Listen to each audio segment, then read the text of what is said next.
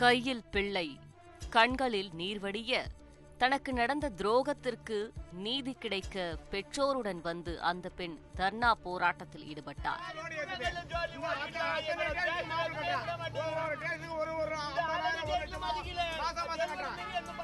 காவல் நிலையம் முன்பு கோபத்துடன் கொதித்தெழுந்த இவர்களது முகத்தில் ஏமாற்றமடைந்த விரக்தியும் எட்டி பார்த்தது. கையில் திருமணம் பத்திரிகை, மணக்கோலத்தில் இருக்கும் புதுமண தம்பதியின் புகைப்படம்தான் இவர்களிடம் இருக்கும் ஒரே ஆதாரம்.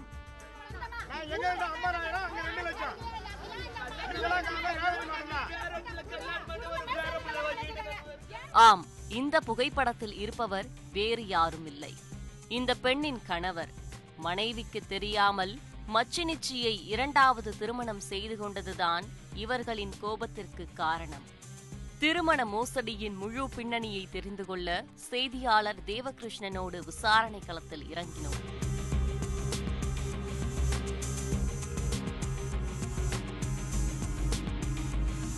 கடலூர் மாவட்டம் விருதாச்சலம் அடுத்த பாப்புதுப்பேட்டை கிராமத்தை சேர்ந்தவர் செல்வகுமார். கூலி வேலை செய்து வந்துள்ளார்.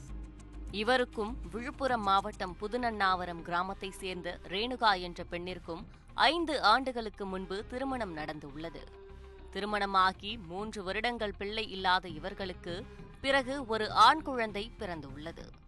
2 வயது மகனுடன் எதிர்காலத்தை நோக்கி இவர்களது இல்லற வாழ்க்கை நகர்ந்து கொண்டிருந்த போதுதான் கள்ளக்காதல் ரேணுகாவின் வாழ்க்கையை பங்கு போட்டிருக்கிறது. மனைவியை பார்ப்பதற்காக அடிக்கடி மாமியார் வீட்டிற்கு வந்து சென்ற செல்வகுமாருக்கு பக்கத்து கிராமத்தை சேர்ந்த ரேணுகாவின் பெரியப்பா மகளுடன் பழக்கம் ஏற்பட்டுள்ளது.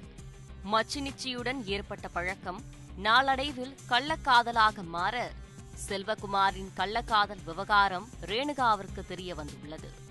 தங்கையுடன் ஏற்பட்ட ரகசிய உறவை கைவிடும்படி ரேணுகா பலமுறை கணவரிடம் கூறியிருக்கிறார்.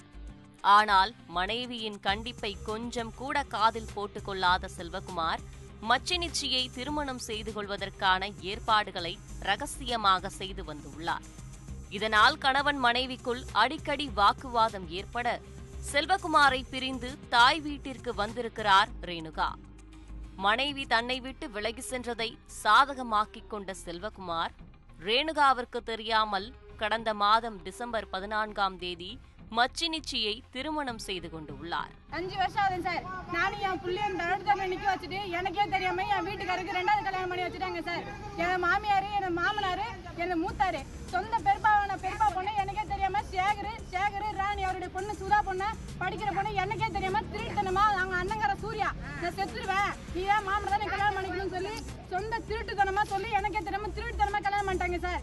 செல்வகுமார் ரகசிய திருமணம் செய்து கொண்ட தகவல் ரேணுகாவிற்கு தெரியவர விருதாச்சலம் அனைத்து மகளிர் காவல் நிலையத்தில் புகார் கொடுத்துள்ளார்.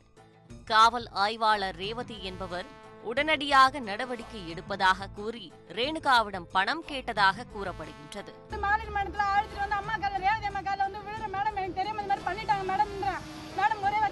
ஆதாரம் கொண்டு வா, என்னால எதுவும் செய்ய முடியாதுன்னு சொல்லிட்டாங்க சார். யாரும் காலையில ஊந்து எப்படி அந்த போட்டோ கொஞ்சம் கெஞ்சி கூத்தாடி செலவு பண்ணி அதை பண்ணி இதை பண்ணி போட்டோ கொண்டாந்து எடுத்துனேன் சார்.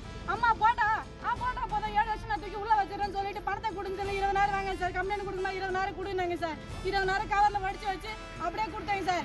ஆக்ஷன் எடுக்கணும், அது செலவாகும் இது செலவாகும், ஒரு 30,000 செலவாகும்னு சொன்னாங்க சார். சரி எந்த கன்றாவே போயிட்டு போது 7 வருஷம் தூக்கி உள்ள போட்டுறேன்னாங்க. செஞ்ச தப்புக்கு அதாவது போயிட்டு போது 30,000 பணத்தை கொடுத்தாங்க சார்.